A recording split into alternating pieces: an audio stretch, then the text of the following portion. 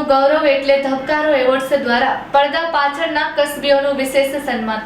Gujarati film industry જ્યારે તેના ભવ્ય 94 વર્ષ પૂર્ણ કરી 95મા વર્ષમાં મંગલ પ્રવેશ કરી રહી છે, ત્યારે આ અવસરને યાદગાર બનાવવા માટે એક અભિનવ એવોર્ડ સમારોહનું આયોજન કરવામાં આવ્યું.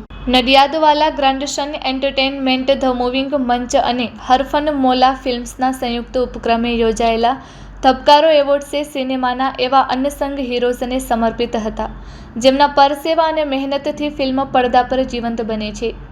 સામાન્ય રીતે એવોર્ડ શેમાં ગ્લેમર અને મુખ્ય કલાકારોની બોલબાલા હોય છે, પરંતુ ધબકારો એવોર્ડ્સનો મુખ્ય હેતુ એવા કસબીઓને બિરદાવવાનો હતો, જેમને અત્યાર સુધી કોઈ મંચ પર યોગ્ય ઓળખ કે સન્માન મળ્યું નથી. સ્પોટ બોયથી લઈને ટેકનિશિયન સુધીના એવા અનેક કસબીઓ જેમના વગર ફિલ્મનું નિર્માણ અશક્ય છે, તેમને આ મંચ પર ગૌરવભેર સન્માનિત કરવામાં આવ્યા હતા. આ પ્રસંગે ગુજરાતી સિનેમાના ખ્યાતનામ કલાકારો અને દિગ્દર્શકોએ ખાસ હાજરી આપી પડદા પાછળના આ સાચા હીરોઝનો ઉત્સાહ વધાર્યો હતો. રાષ્ટ્રીય એવોર્ડ વિજેતા દિગ્દર્શક અભિષેક શાહે જણાવ્યું હતું કે આ એવોર્ડ ફંક્શન કરવાનો વિચાર આવ્યો એનું એક ખાસ કારણ છે. ધબકારો ફિલ્મનો એક મુખ્ય તાર માફી માંગવી છે. આપણે કોઈ ફિલ્મ બનાવીએ છીએ અને ફિલ્મને એવોર્ડ મળે છે તો બહુ બધા લોકો ખુશ થાય છે, પણ નામ કેટલાક લોકોના જ થાય છે, જેમ કે પ્રોડ્યુસર, દિગ્દર્શક, કલાકારો, સહકલાકારો. પણ આપણે એવા લોકો જે ફિલ્મમાં પોતાનું 100% આપે છે, પોતાનો લોહી પરસેવો રેડે છે, એમની આપણે વાત નથી કરતા. આપણી ઇન્ડસ્ટ્રીઝના 94 વર્ષના ઇતિહાસમાં આપણે કેટલા લોકોને ભૂલી ગયા છીએ, એટલે એવું થયું કે એક મંચ પર આ લોકોને સોરી કહીએ અને બિરદાવીએ. લોકપ્રિય અભિનેતા દિગ્દર્શક દેવેન ભોજાણી સાથે વાત કરતા જણાવ્યું કે હું વર્ષોથી ફિલ્મો અને નાટકો સાથે જોડાયેલો છું, પરંતુ પડદા પાછળના કલાકારોનું આ પ્રકારનું સન્માન જોઈએ આજે આંતરિક આનંદ અનુભવી રહ્યો છું. આયોજકોનો આ વિચાર ખરેખર અભિનંદનને પાત્ર છે. Report by Ashwin Limbachiya, Ahmedabad. હું યતીન પંચાસરા, ધ મૂવિંગ મંચ, અને મારી સાથે જયમીન પટેલ ફ્રોમ નડિયાદ. હું વિદ્યાનગરથી, અને આ અમારા પ્રોડક્શન હાઉસની પહેલી ફિલ્મ છે ધબકારો. A film is all about a sorry, and you will watch amazing film by Abhishek Shah on 1st May. મળી એના માટે હું અભિષેકભાઈ અને તેજલબેનનો ખૂબ આભારી છું, અને આખી હરફન મોલા ટીમનો. કેમ કે બહુ પાછળથી નક્કી થયું આ કેરેક્ટર કે હું ભજવીશ એમ, એટલે હું નસીબદાર છું એવું માનું છું મારી જાતને. અને બીજું એટલા માટે નસીબદાર કે મેં એક ફિલ્મ કરેલી ઉડનછુ જેનું નામ હતું, જેમાં સર સાથે મને સ્ક્રીન શેર કરવાનો એટલો લાભ નહોતો મળ્યો. પણ લકીલી આ ફિલ્મની અંદર હું જ્યારે છું ત્યારે માત્ર સર સાથે છું, એટલે મને ઘણી બધી મજા આવી. સર સાથે શીખવા એટલું બધું મળ્યું, કેમ કે બડો દેશ છે, એટલો બધો અનુભવ છે, એમનો બહોળો અનુભવ છે. એમની સાથે કામ કરતાં એમની થોટ પ્રોસેસથી લઈને બધું એ બધી જુદી વાતો છે, પણ બહુ જ મજા આવી. અને ખાસ કરીને જ્યારે આટલો અનુભવ હોવા છતાં પણ જ્યારે તમારી સાથે એ કામ કરતા હોય તો એટલા હમ્બલ ને એટલા જ તમારી સાથે તમારા લેવલના લઈને બહુ સુંદર રીતે કામ કરતા હોય છે. ખાલી પટપટી ચટપટી વાતો નથી કરતો, સાચી વાત કરું છું.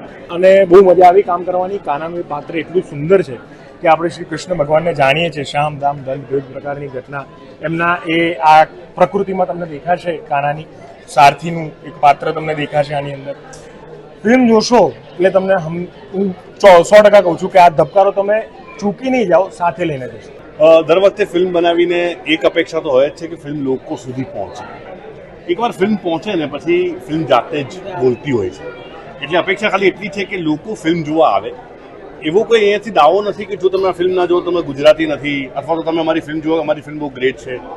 પણ હા, એટલું ચોક્કસ કહીશ કે આ ફિલ્મ તમને મજા કરાવશે, વિચારતા કરી મૂકશે અને તમને એન્ટરટેન કરશે. એટલા માટે હું કહું છું કે એન્ઝાયટી કે એવું બધું તો ઠીક છે, પણ એટલું ચોક્કસ છે કે ફિલ્મ જો લોકો જોશે તો લોકોને 100% ગમશે.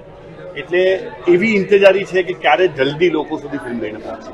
આપણી ફિલ્મ ધબકારો એક જે દેવેન સર જે પાત્ર ભજવે છે, ડાયાભાઈ બાબાભાઈ પટેલ નામનું એક પાત્ર, એની માફીની પરિક્રમા છે. એને બહુ બધા લોકોની માફી માંગવાની છે.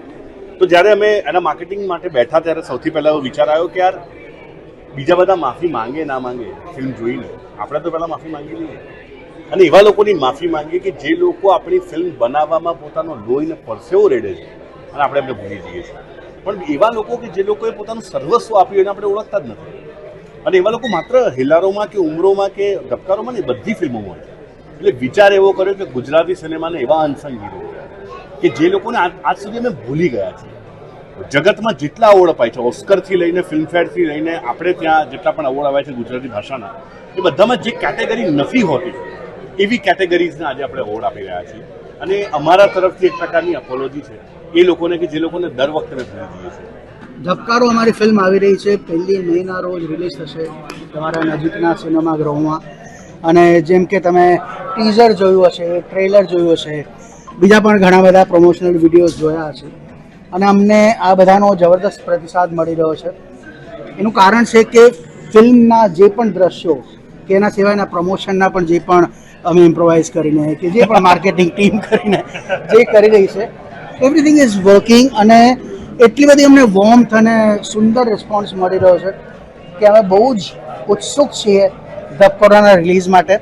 અને ઓડિયન્સના એક્સપેક્ટેશન્સ દિવસે ને દિવસે વધતા જ ચાલી રહ્યા છે, તો થોડી ગભરામણ પણ થાય છે. પણ હા, સરસ ફિલ્મ બની છે અને લોકોને મજા આવશે. મારો રોલ સરસ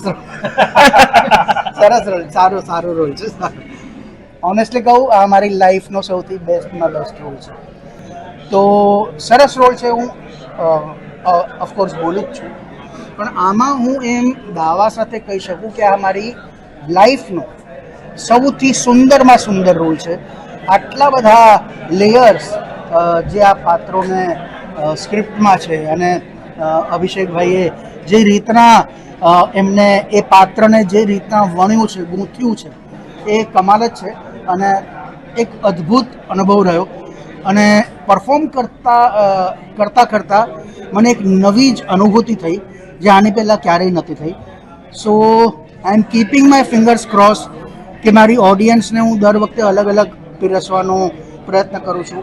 તો આ વખતે ઓડિયન્સને 56 ભોગની થાળી છે એમ કહી શકાય.